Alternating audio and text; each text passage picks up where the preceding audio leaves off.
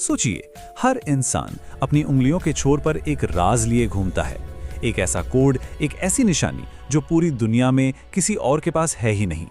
ये बस कुछ लकीरें नहीं हैं, ये तो हमारी पहचान की, हमारे वजूद की सबसे गहरी छाप है।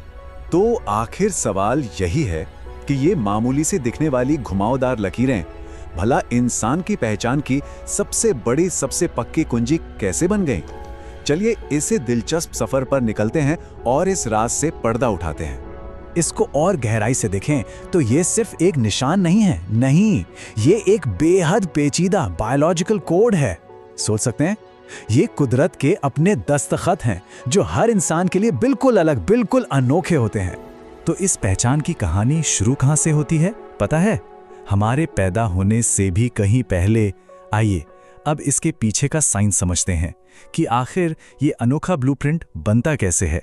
हमारी स्किन की जो सबसे ऊपरी परत है ना, उस पर ये जो उभरी हुई लकीरें दिखती हैं, इन्हें कहते हैं फ्रिक्शन रिज। वैसे तो इनका असल काम चीजों पर हमारी पकड़ मजबूत करना है, पर इनका एक और कहीं ज्यादा बड़ा काम है, हमारी अनूठी पहचान बनाना। और सबसे हैरान करने वाली बात तो ये है कि ये पैटर्न तब बन जाते हैं जब एक बच्चा अपनी माँ के पेट में सिर्फ 15 हफ्ते का होता है। और एक बार बन गए तो बस बन गए, पूरी जिंदगी के लिए ये हमारे साथ हमेशा रहते हैं, कभी नहीं बदलते। अब यहाँ एक और भी ज्यादा चौंकाने वाली बात सामने आती है। सोचिए, जो जुड़वा बच्चे बिल्कुल एक जैसे दिखते हैं, जिनका डीएनए भी एक ही होता है, उनके फिंगरप्रिंट्स अलग अलग होते हैं।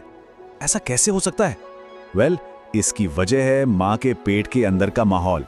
वहां एमनियोटिक फ्लूइड का प्रेशर और दूसरे छोटे छोटे फैक्टर्स हर उंगली पर थोड़ा अलग असर डालते हैं, और बस हर पैटर्न अपने आप में यूनिक हो जाता है। चलिए अब थोड़ा वक्त में पीछे चलते हैं, देखते हैं कि इंसानों ने इन निशानों की असली ताकत को पहचाना कब और इसका इस्तेमाल करना कैसे सीखा। इसका इस्तेमाल देखा जाए तो सदियों से हो रहा है। प्राचीन बेबीलोन में मिट्टी की टैबलेट्स पर सौदे पक्के करने से लेकर 19वीं सदी में ब्रिटिश इंडिया में कॉन्ट्रैक्ट्स पर धोखाधड़ी रोकने तक इन निशानों का इस्तेमाल हमेशा भरोसे के लिए किया गया। लेकिन असली इनकलाब तो तब आया जब सर फ्रांसिस गैल्टन ने साइंस के जरिए यह साबित कर दिया कि कोई भी दो फिंगरप्रिंट्स एक जैसे हो ही नहीं सकते। और बस इसी खोज ने सब कुछ बदल दिया। स्कॉटलैंड यार्ड ने इसे जुर्म की दुनिया से लड़ने का एक हथियार बना लिया। गैल्टन और हेनरी जैसे पायनियर्स ने इन लाखों अनोखे डिजाइन्स को समझने के लिए इन्हें 3 बेसिक पैटर्न्स में बांटा: आर्क, लूप और व्हर्ल। सिंपल है ना? आज भी फिंगरप्रिंट एनालिसिस की पूरी बुनियाद बस इन्हीं 3 पैटर्न्स पर टिकी हुई है। और इन पैटर्न्स को समझने की काबिलियत ने इंसाफ की दुनिया में एक जोरदार क्रांति ला दी। अब क्राइम सीन पर छूटा हुआ एक छोटा सा अनजाना सा निशान भी किसी केस का सबसे बड़ा सबूत, सबसे बड़ा सुराग बन सकता था। लेकिन फोरेंसिक एक्सपर्ट्स सिर्फ आंख, लूप या वर्ल देखकर नहीं रुक जाते। नहीं, वो इससे भी बहुत गहराई में जाते हैं। वो देखते हैं छोटी छोटी बारीकियों को, जिसे कहते हैं माइन्यूशिया। मतलब जैसे कि एक लकीर कहाँ अचानक खत्म हो रही है या कहाँ से एक लकीर 2 में बट रही है। ये बिल्कुल एक मैप पर बने लैंडमार्क्स की तरह हैं। और जब इन अनोखे पॉइंट्स का मिलान हो जाता है, तभी पहचान पक्की मानी जाती है। तो अब तक हमने इसका अतीत और वर्तमान तो देख लिया, लेकिन अब हम रुक कर रहे हैं भविष्य की तरफ, एक ऐसी दुनिया की तरफ जहां पहचान बनाई भी जा सकती है।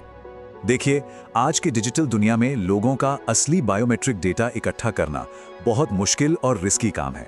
प्राइवेसी की चिंताएं सबसे बड़ी हैं। तो इसी प्रॉब्लम का सॉल्यूशन निकालने के लिए रिसर्चर्स अब सिंथेटिक यानी कि नकली आर्टिफिशियल फिंगरप्रिंट्स बनाने पर काम कर रहे हैं।